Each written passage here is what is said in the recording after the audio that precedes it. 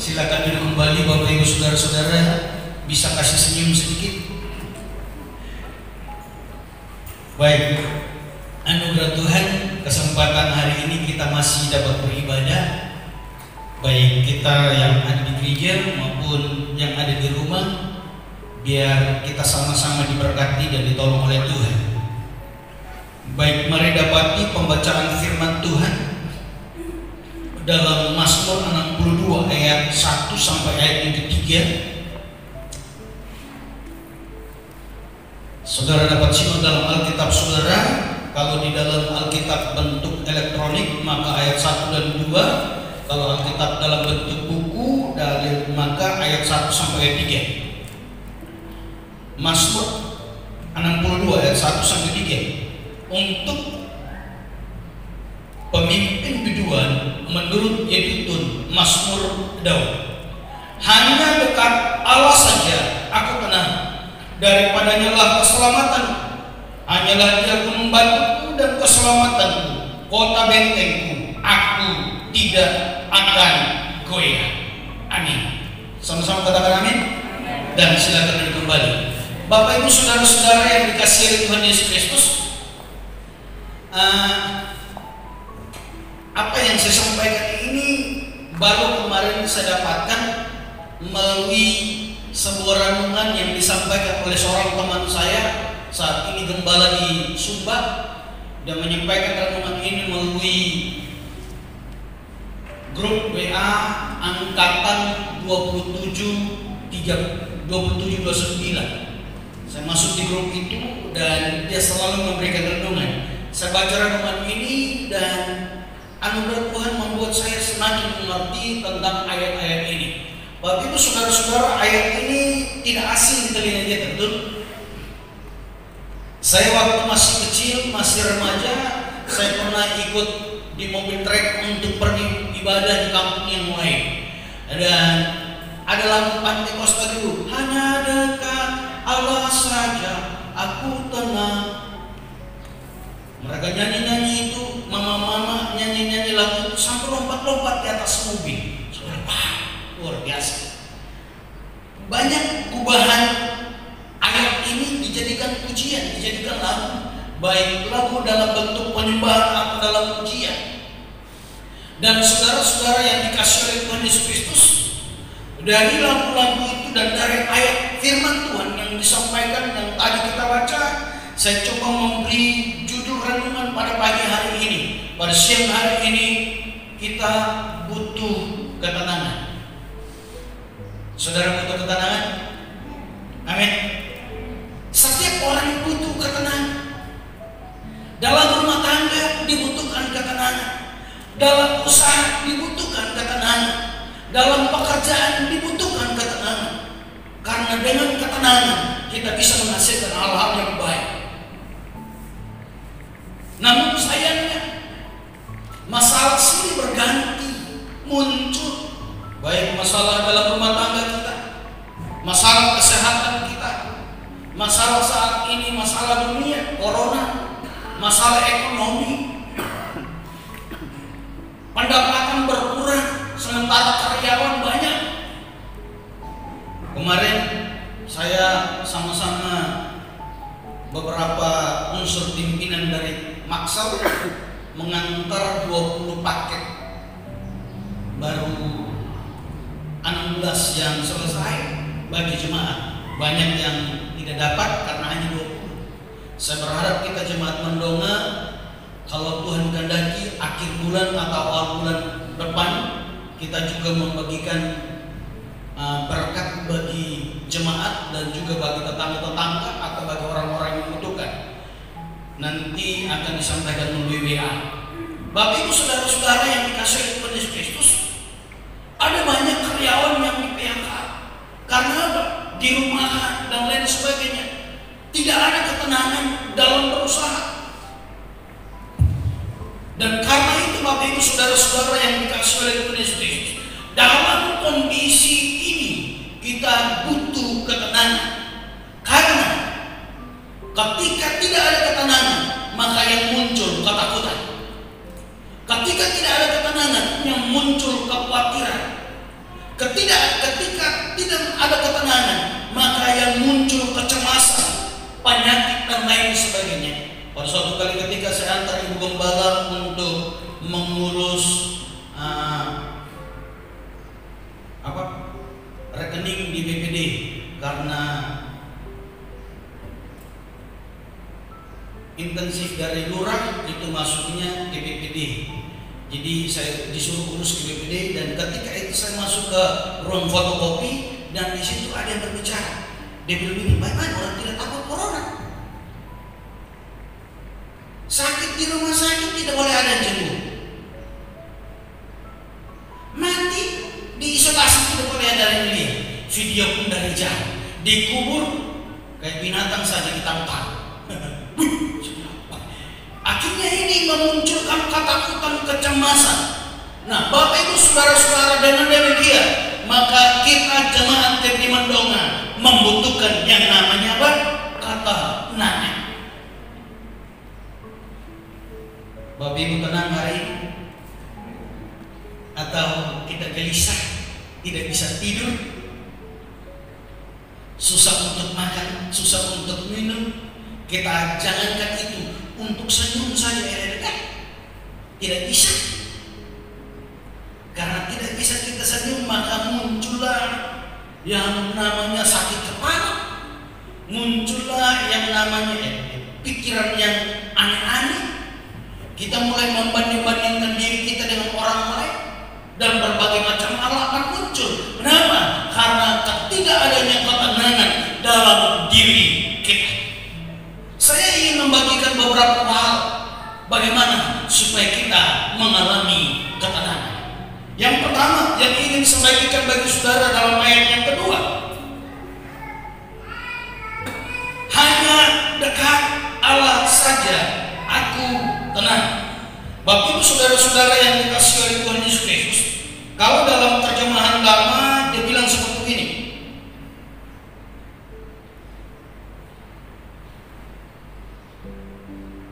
Terjemahan lama dia bilang seperti ini, bahwasanya hatiku berdiam diri, bahwasanya hatiku berdiam dirinya di hadapan Allah. Hanya dekat dengan Allah aku tenang. Kalau dalam terjemahan bahwasanya hatiku berdiam. Kalau dalam terjemahan yang lain dia berkata aku harus tenang dan berbalik kepada Allah. Bapak Ibu saudara-saudara yang dikasihi oleh Tuhan Yesus Kristus, poin yang pertama yang ingin saya bagikan adalah ketika ada masalah datang, ketika ada kecemasan datang, ketika muncul ketakutan, maka mari tenangkan diri dekat Tuhan. Tenangkan diri dekat Tuhan, atau mendekatkanlah dirimu kepada Tuhan. Bapak Ibu saudara-saudara yang dikasihi oleh Tuhan Yesus Kristus, saya berpikir panjang tentang kondisi ini. Malah seorang pemimpin gereja berkata seperti ini. Dengar baik, seorang pemimpin gereja yang sudah lumayan tua berkata seperti ini. Dia bilang, jemaat saudara-saudara, kondisi saat ini hanya latihan. Ini hanya latihan untuk kesusahan besar yang akan datang. Saya bilang ini berarti ada hal-hal yang lebih buruk dari ini yang bisa saja terjadi di depan kita. Dalam artian ini, kesusahan demi kesusahan akan muncul. Tetapi dengar baik, dan itu menimbulkan hal-hal yang sulit. Itu menimbulkan ketenangan, menimbulkan kecemasan, menimbulkan ketakutan, menimbulkan kegelisahan. Nah, dengan demikian, maka jemaat Tuhan, saudara dan saya, poin yang pertama supaya kita mengalami ketenangan, jangan kemana-mana, dekatkan diri dengan Tuhan. Di rumah, dekatkan diri dengan Tuhan. Di jalan, dekatkan diri dengan Tuhan. Ketika kita dimanapun juga, mari coba dekatkan diri dengan Tuhan. Apapun yang terjadi dengan kehidupan kita, kita dekatkan diri kepada Tuhan. Ketika kita dekatkan diri kepada Tuhan, maka Alkitab berkata, Dia Bapa yang baik. Amin. Bapa yang baik tidak mungkin memberi ular kepada anaknya yang minta ikan, dan tidak mungkin memberi batu kepada anaknya yang minta roti. Amin. Dia Bapa yang baik. Alkitab mencatat, jika engkau di dunia saja telah memberi yang terbaik bagi anak-anakmu, apalagi Bapa di sorga. Nah, dengan demikian Bapak Ibu saudara-saudara, maka kondisi ini jangan membuat kita semakin jauh dari Tuhan, tetapi semakin mendekatkan diri kepada Tuhan.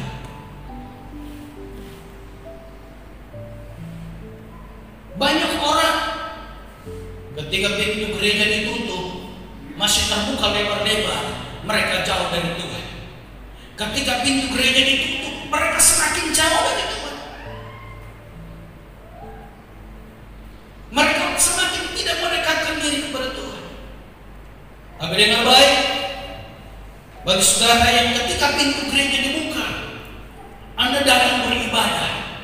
Ketika pintu gereja sementara ditutup, maka marilah kita semakin dekatkan diri kepada Tuhan. Amin. Di rumah, dimanapun juga pada kesempatan. Saya pun juga bersyukur ada teman-teman yang mempergunakan kesempatan dengan baik. Di videokan, live lewat Facebook, dan sementara berusaha live lewat YouTube.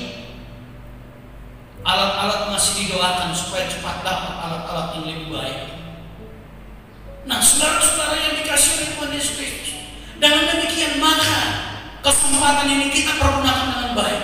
Kenapa live lewat YouTube?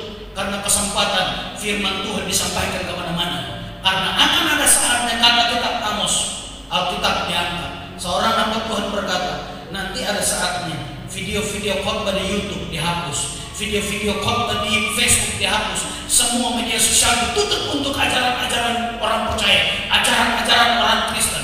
Dan kita walaupun kita punya uang, kita mau cari kemana-mana tidak akan dapat. Nah, dengan demikian maka saat ini kesempatan kita, amin. Saat ini kesempatan kita, penuhi hatimu dengan ketenangan dengan cara mendekatkan diri kepada Tuhan. Penuhi hatimu dengan sukacita dengan cara mendekatkan diri kepada Tuhan. Ini kesempatan kita selagi firman Tuhan belum terangkat. Firman Tuhan belum dilarang untuk kita sampaikan. Saya percaya bahwa kondisi saat ini membuat banyak hamba Tuhan yang lain, dan inilah kesempatan kita untuk belajar dari mereka supaya kita semakin tenang. Amin. Nah, yang kedua yang ingin saya bagikan bagi saudara adalah ayatnya yang ketiga, berkata seperti ini, hanya Dialah gunung batuku dan keselamatan, kota bentengku, aku tidak akan goyah. Yang kedua yang ingin saya bagikan bagi saudara, pertama, dekatkan diri kepada Tuhan. Yang kedua, yakini bahwa Tuhan mampu melindungi kita. Amin. Yakini bahwa Tuhan mampu menolong kita. Yakini bahwa Tuhan menyertai kita. Bagi itu saudara-saudara yang dikasihi oleh Tuhan Yesus Kristus, banyak orang tenang apabila ada satpam di depan rumahnya. Banyak orang tenang apabila ada anjing besar di rumahnya. Banyak orang tenang apabila ada penjaga-penjaga, pengawal-pengawal kemana pun dia pergi dan berada. Tapi saya ingin mengatakan hari ini, itu mungkin masih menimbulkan ketakutan.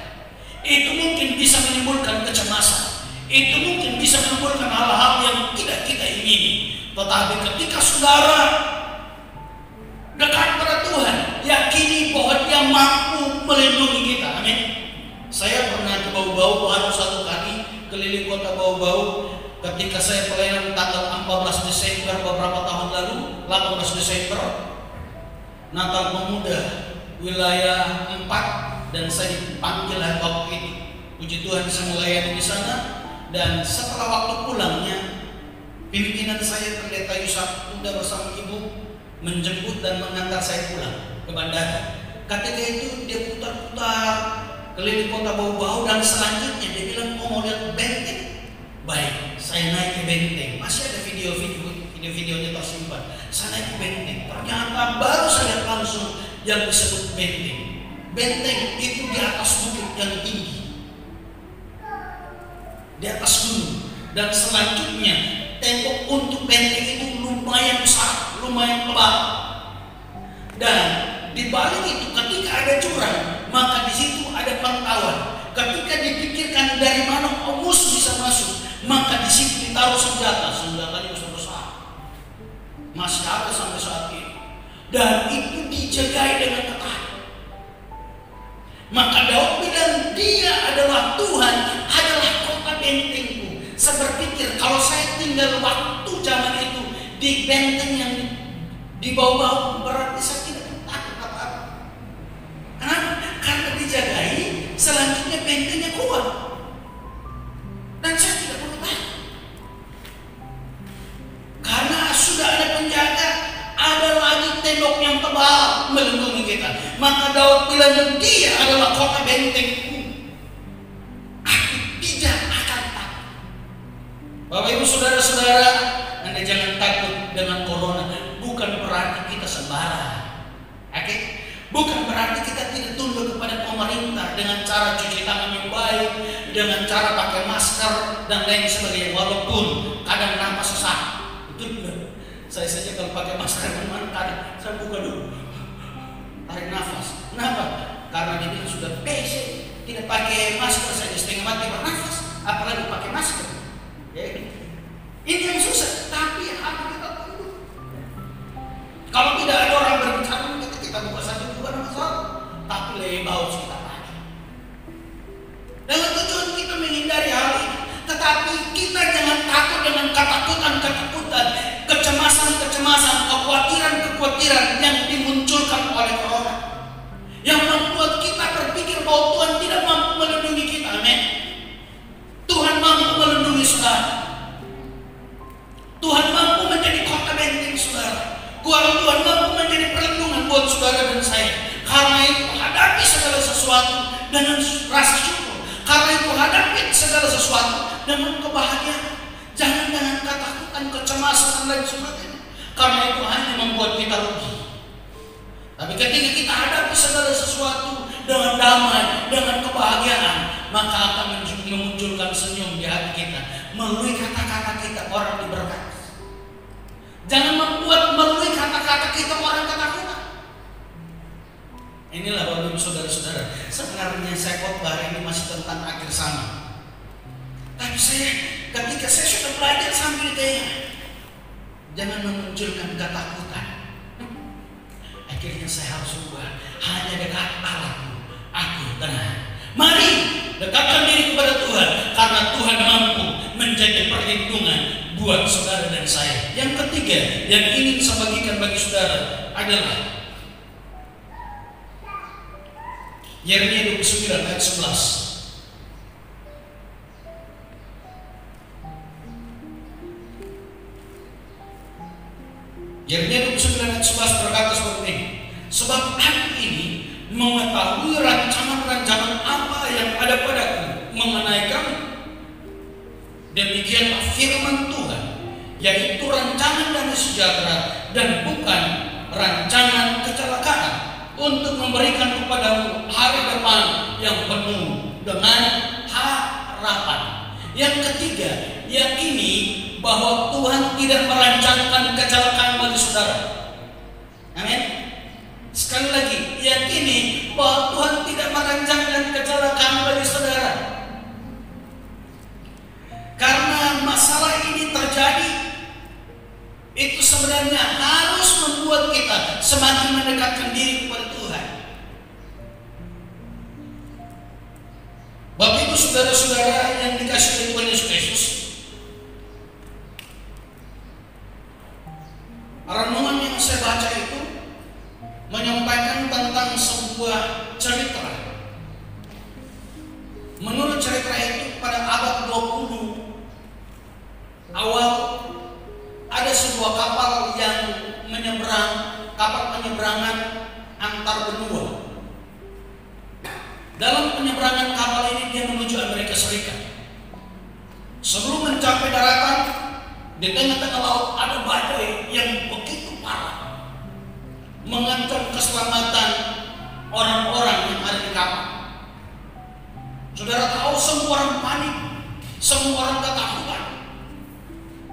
Dan ketika semua orang ketakutan, ada seorang ibu yang sementara duduk dan tetap tersenyum dengan cara memuji Tuhan.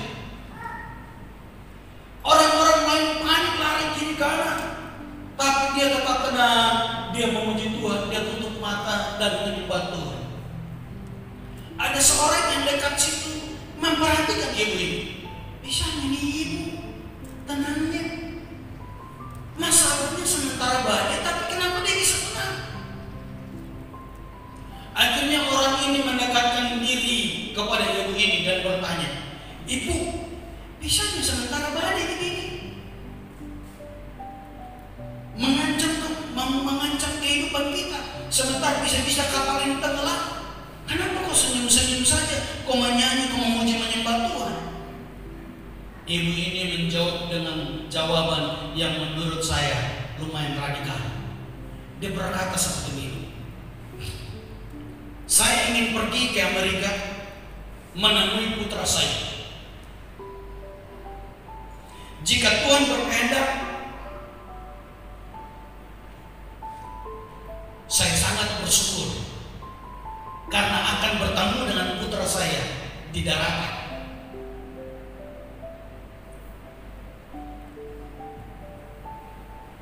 Kalaupun tidak, dengar baik, kalaupun tidak, karena situasi yang ekstrim ini, kita harus tenggelam, saya juga tetap bersyukur karena akan menemui suami saya dan anak saya yang sudah duluan ke surga."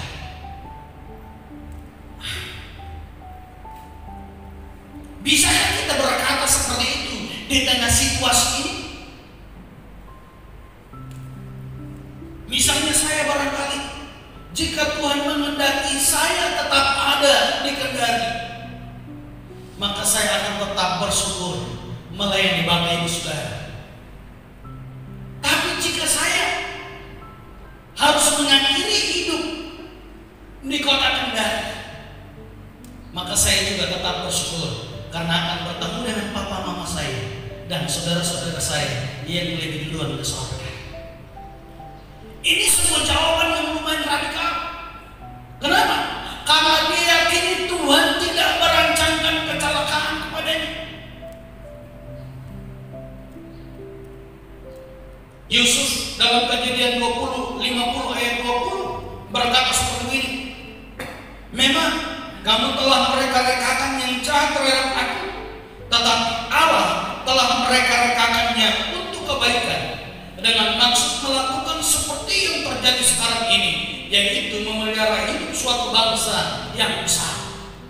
Bapak Ibu saudara-saudara yang dikasihi oleh Tuhan Yesus Kristus, Yusuf dijahatin sama saudara-saudara. Ketika di rumah Potifar, dia difitnah. Ketika di penjara, dia pun tidak dianggap. Setelah orang-orang yang dia tolong keluar dari penjara pun tidak ada yang mengangkat diri. Tapi dengar baik, ketika dia diangkat oleh Tuhan, dia tidak mendendam apa. Dia tenang. Ketika saudara-saudaranya tahu bahwa ini Yusuf, mereka ketakutan. Tapi kalau saya bisa terjemahkan dalam sehari-hari, maka Yusuf bilang gini, dengar baik-baik. Sekarang yang saya alami karena Tuhan pakai kejahatan yang kau lakukan terhadap saya supaya saya sukses. Sekali lagi, kalau saya dapat terjemahkan ayat ini dengan kata-kata saya sendiri, maka kata-kata ayat ini bilang gini, kau dengar baik-baik. Saya tidak marah sama kalian.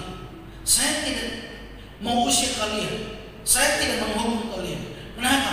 Karena Tuhan pakai kejahatanmu untuk menolong saya sehingga hari ini saya sukses. Terkadang orang berpikir jahat terhadap saudara, terkadang orang berencana jahat terhadap saudara.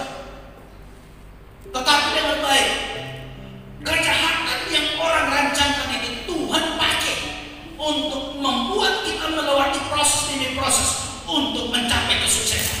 Katakan ini. Maka jangan terlalu pusing, jangan terlalu takut. Yakini bahwa rancangan Tuhan terhadap dirimu bukan rancangan kecelakaan. Walaupun orang merancangkan kecelakaan, karena yang pastinya Tuhan merancangkan kepada saudara dan saya adalah rancangan yang penuh dengan kebahagiaan, penuh dengan damai sejahtera, penuh dengan kesuksesan di depan kita. Walaupun kita harus melalui tahap demi tahap, rancangan hari demi hari, kita harus melalui proses untuk mencapai hal-hal yang baik yang telah Tuhan sediakan. Dan karena itu Bapak Ibu saudara-saudara yang dikasihi oleh Tuhan Yesus Kristus, hadapi segala sesuatu dan yakin bahwa Tuhan sementara merancangkan hal-hal yang baik bagi rumah tanggamu. Tuhan sementara merancangkan hal-hal yang baik bagi pribadi. Tuhan sementara merancangkan hal-hal yang baik untuk masa depanku, untuk pekerjaanku, untuk hal-hal yang baik yang telah Tuhan sediakan bagi. Coba Anda berpikir hari ini sebelum saudara jadi seperti ini, mungkin hari-hari kemarin ada orang menyakiti saudara.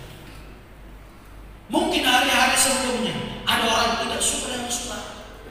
Mungkin hari-hari sebelumnya ada orang-orang yang merencanakan hal-hal yang jahat terhadap saudara.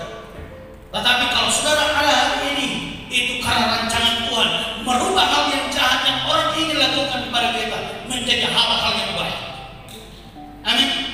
Maka mari semakin yakin dengan Tuhan. Dalam kondisi ini kita butuh ketenangan. Maka 3 hal yang disampaikan kepada saudara hari ini. Yang pertama, semakin dekatkan diri kepada Tuhan. Jangan kondisi pintu gereja ditutup, maka kita semakin jauh dari Tuhan. Yang kedua, iman di bawah Tuhan mampu melindungi saudara. Dia menjadi kota benteng. Kemanapun dia pergi, dia menyertai dan melindungi saudara. Dan yang ketiga, yakini bahwa Tuhan sementara merancangkan hal-hal yang baik bagi kita. Walaupun saat ini seperti orang melakukan kejahatan-kejahatan kepada kita. 3 hal ini tanam dalam hati dan pikiran saudara. Yakini bahwa Tuhan akan menolong kita sehingga kita mencapai ketenangan-ketenangan yang Tuhan anugerahkan bagi kita.